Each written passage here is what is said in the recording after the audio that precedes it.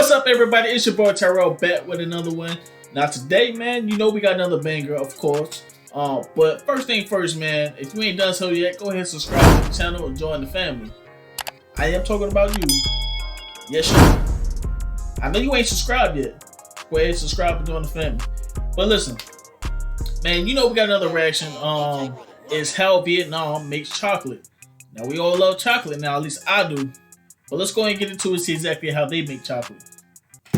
This small farm is located in a nearly impossible to find backstreet of Vietnam's rural Mekong Delta. You kind of have a welcome drink for us? This land is the birthplace of some of the best cacao in the world. It's not tea, it's not coffee. Something Mr. Lau found out just 1 year ago. As far as I understand, you've taken the cacao and you've made it into kind of an alcohol. Is that right? For a long time, Vista, the whitish substance inside the cacao pod surrounding the seeds, this pulp used to be considered waste. But now, Mr. Lau has found another use for it. He extracts the juices, boils it with salt and sugar, and adds some natural yeast, allowing it to ferment for 90 days. Wow. Oh, that's really good. Yeah. It almost tastes like a flavored soju or something. It's a little sour, a little sweet. Yo, what is cacao? Like, y'all let me know what that is. I never heard of that before. Like, what's some things that you eat that has it in it, you know? I'm gonna do more research on that because I never heard of that before. Sweet, certainly pretty acidic going down. It ignited my heartburn. I need a Pepcid AC. But otherwise, it's really good. I'm curious how you got your start in chocolate. How old were you when you first tried chocolate for the first time? Do you remember? Oh my God, stop staring at my Mr. Lau started his cacao farm just 10 years ago. He didn't even know cacao could be grown in Vietnam. Since he's 10 years old, there is an American soldier, give him some chocolate and some Milo. Really? Now, he's taking care of 400 cacao trees, even intercropping that's with crazy. coconut trees. Oh, it smells like shit here. Chicken, It's chicken poop. imported from Belgium. Are you serious? Can we eat it raw? Yes. Oh. Oh, the reveal. Whoa. Let's try it out. Yeah, that's right. Cheers. Probably not Sweet and good. sour on the outside and really bitter. In this region, the best time to harvest cacao beans is from October to May. That looks After the weird. pods are cracked open and the seeds expelled, they must begin the fermentation process within 6 hours. How long does it have to ferment here? From 5 to 6 days. The chocolate that we're going to be tasting later, 5 how to is it 6 affected days. by this Good fermentation gracious. process? Do you know? Depends on several aspects, but if you over fermented it, they don't have the very rich smell in the aromas of chocolate. After fermentation, the beans are sun-dried for up to 10 days before they're sent to the factory. The flavor can vary from bean to bean or even from batch to batch. So how do you know if this bitter little bean is going to make some good chocolate? Test it out.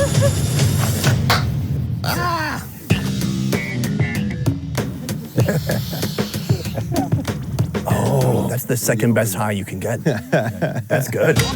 Meet Vincent Maru. He and this guy, Sam Maruta, founded Maru, a dark chocolate manufacturer that produces and sells bean-to-bar products. This is actually an amazing moment because these are essentially 100% fermented, which is really, really difficult to do. Taste it. From the beginning, these guys hunted down the best cacao varieties throughout Vietnam, creating 6 different recipes based off cacao in 6 different regions. A little bit sour? Dang, Little 6 different sourness, recipes. Rich, nutty, enjoyable bitterness. A bit of vanilla in mine. There's subjectivity, but also each one.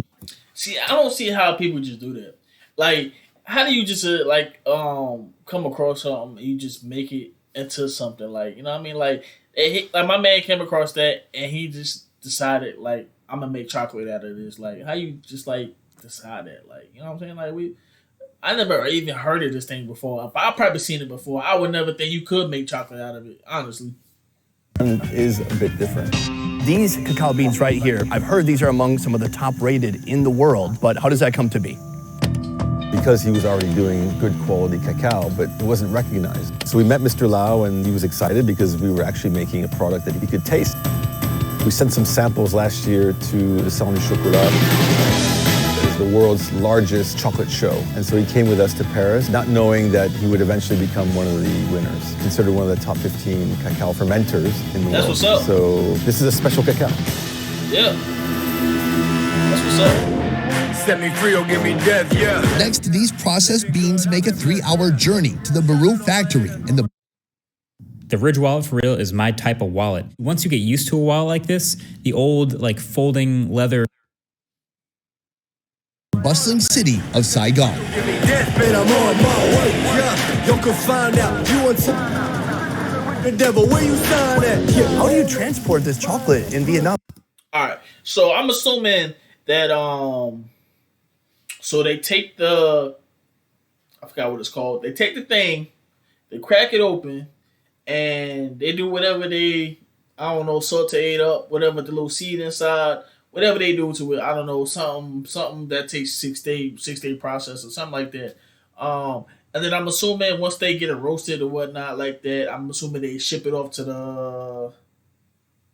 Pretty sure they ship it off to the another factory or something like that. I guess they sell it to them or something like that. I don't know, but let's get into it. I'm talking too much. This country is so hot. The number one challenge is the heat. So we have refrigerated trucks that come here. We are very careful with the shipping. This factory produces over 20 different chocolate products. We can make 15 tons a month. Metric tons or 15 tons. 1 metric Good ton is gracious. 2,204.62 pounds. Cacao was being exported and it was never being seen. So it just needed someone to take another look at it. I'm assuming you come from a long lineage of chocolate makers, yes? Absolutely not. Sam, my business partner, and I, when we created Maru, one of the most exciting things is we had so much to learn because we were not from chocolate. Moved across the country. We made chocolate in this kitchen, and we used an oven, we used a blender.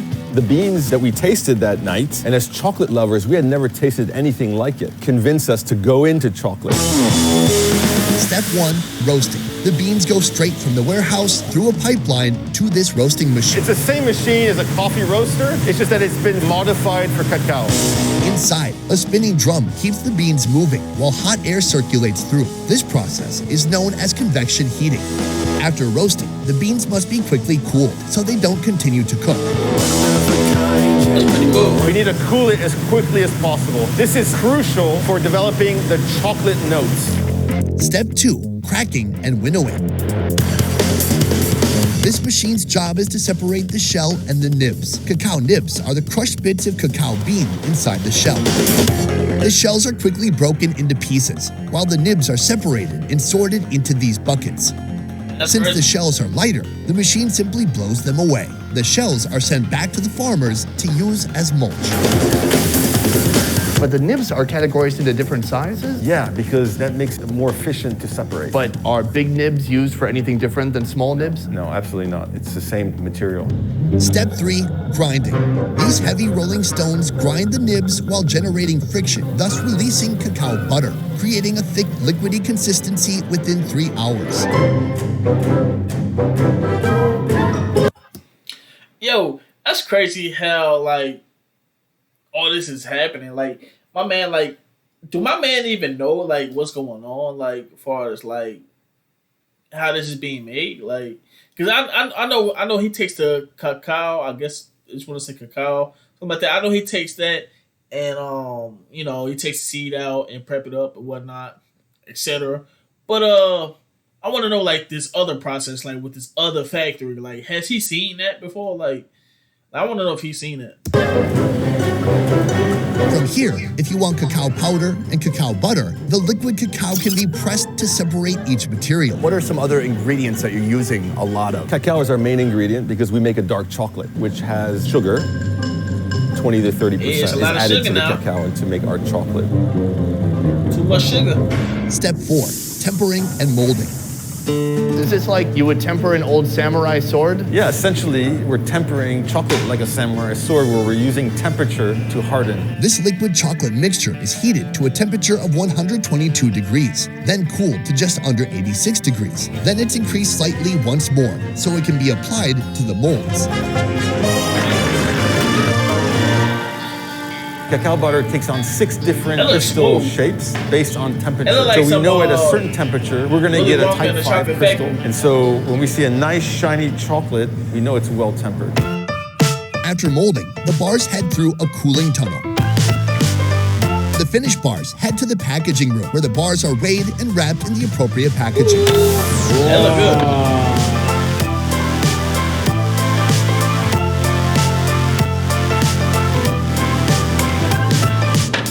This is great, really incredible to see how it's made. I think it was always kind of a mystery to me. I knew beans were involved. That's about all I knew.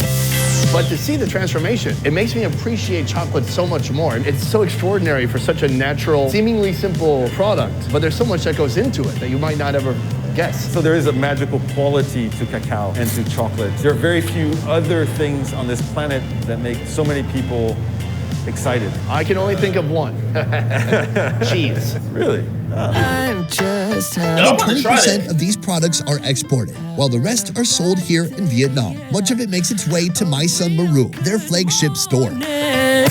We've made it to the shop. There should be. Mr. Lau has made the 3-hour trek from his farm just to join us. But first, Okay, I there need you to go. finally get a taste of the chocolate beauties I've been staring at all day. Okay, so the first thing is to smell it. There you go. Give it a smell. And then the color, the texture. And then you bite into it, but don't chomp on it and just let the aroma. I have a challenge for all of you. Go to every So he is computer gonna in your be house, able your to mom's, see your dad's, exactly your what sister, they're your gonna brother's do with it. computer, and then Aromas kind of fill your palate. Dark chocolate can be chalky. It can lack that softness, that tenderness. That looks good. And so this has like all the best That made me parts want of some right dark now, I ain't chocolate gonna while lie. still being moist. At the end of the nose, I feel some sour. There's a bit of spice, right? Dried tropical fruit. So we have another region here. This is Lam Dong, a province known mostly for its coffee. It looks exactly the same. It smells a bit lighter. Yep, not as fragrant. It contains coconut, right? You're right, there's a little bit of coconut. Dang it, I should say something. I think the average person would not be able to tell a huge difference. Okay. But for me, who is also an average person, Maybe go back to the Ting Yang. more friendly. Definitely more sour. I taste that now. Almost metallic. No, I mean, not that. The more you take some time with it, then you notice the differences. If you just chomp through it. Which is my habit. My Son Maru is more than a shop selling sweets. It's an immersive confectionery magic carpet ride. They've got it all, from chocolate bars to inventive pastries. She's my lover. Yo, tell me that don't look good. Where you at? Where you at? Where you at? Where you at? I was going to go back from there. My Son Maru is more than a shop selling sweets. It's an immersive confectionery magic carpet ride. They've got it all, from chocolate bars to inventive pastries. Here. Now, you know what this remind me of? It's kind of remind me of like a Swiss roll. Y'all know the Swiss rolls? Like the inside of the Swiss rolls? It's kind of what it remind me of. I love some Swiss rolls though. Pastries. She's my lover. Chef. Chef. Chef. Pastry chef? Pastry chef. Pastry chef. Yes. Stephanie. Yes. This looks gorgeous. This is a Maison Maru tiramisu. This is Stephanie. She worked 3 years as a pastry chef in a 3-star Michelin-rated restaurant in London. Voilà. Now she's here, developing new desserts, but even more, developing a new generation highly skilled pastry badasses. Wow. It's just a satisfying experience. Super creamy. Just a touch of, chocolate and coffee are kind of best friends. I They're don't meant know to how be I feel together. about They're in it. the bean gang. Vietnamese coffee from Dalat. Tender. It's tender. Medium rare. Stephanie will be whipping up 3 different desserts. Even though Lau makes a significant contribution to the flavors of this place, he's yet to try any of the items hitting our table today. Oh, there he is. He's coming. Please. Chào chú. Chú ơi. Have you been in this shop before? Đến đầu tiên. First time you've been here. Well, let's dig in. This is the mousse right here. It's very creative. First up, mug mousse. The mug is made of a soft chocolate cookie. On the inside, shortbread and chocolate mousse. Sprinkle in cashew nut and cacao nibs. Add caramel and sweet whipped cream. Then top it with cashew powder and more chocolate I nibs. need that On in the my side, life. icing sugar sprinkled on chocolate shortbread. I definitely need that in my life. You ruined the cake. I ruined it, but my bite looks fantastic. Are you ready? We all have the perfect bite. Let's go for it. Bo hi bye yo. Oh.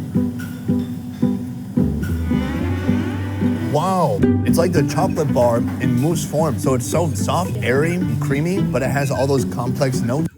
Now I don't really know exactly what's inside. But I think maybe some hot fudge. Put some hot fudge in the middle. Oh my goodness. Little ice cream on the side.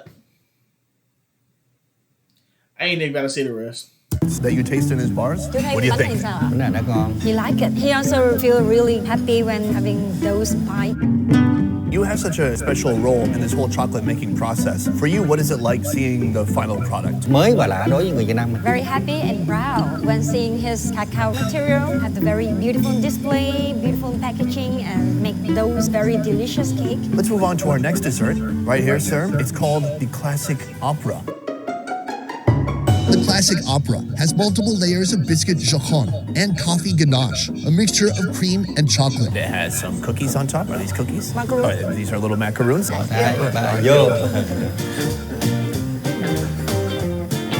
macaroons be slapped too. Sweet, spongy cake. Nice layers that kind of break apart in a very pleasing way in your mouth. He love both. You love both. Yeah. This here is the chocolate tart. Take a look. It starts with a shortbread tart shell, a mix of chocolate biscuits and chocolate ganache. Now, why does that look like a big turd? Like, why do it look like turds coming out? Is it me? Or do y'all feel the same way? Like, it's just like the little turds coming out, like dog turds or something. I say turd. I don't really call it turds, but like, you know, this YouTube, I'm trying to keep it PG, you know what I mean? But it starts with a shortbread tart shell, a mix of chocolate biscuits and chocolate ganache. Add chocolate chantilly and cashew nut. Finally, mini brownies with icing sugar on top. Oh, and a little hat.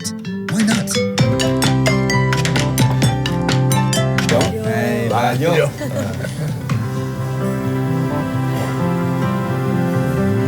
More of like the dark chocolate feeling, sweetness mixed with bitterness, creamy, nice crust. Oh, this is so much sweet. I'm gonna have a heart attack after this. So it's a lot of chocolate. Besides the bitterness of the chocolate, it has some salty taste in it. So he preferred this one. These days, I'm curious what motivates you to get up, to get out there, and to keep improving your craft each day. When he was a high school student, he has his mentor taught him, when you do anything, you must do it passionately. Since then, he's always kept updated with the new thing, try to adapt to the new world. Oh, dogs eat the same thing with fish. Really?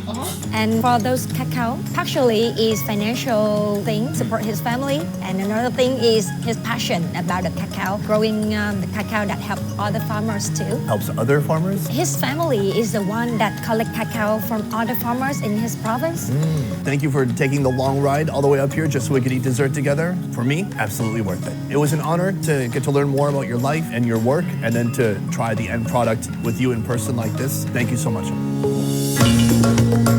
For me, this was always something I took for granted. I am in awe of its complexity. Someone long ago figured out that this bitter bean must be picked, fermented, ground, and mixed with sugar in order to make what is now the most commonly eaten sweet around the globe. The fact that these days, anyone from just about any country can get their hands on a chocolate bar is a modern-day miracle.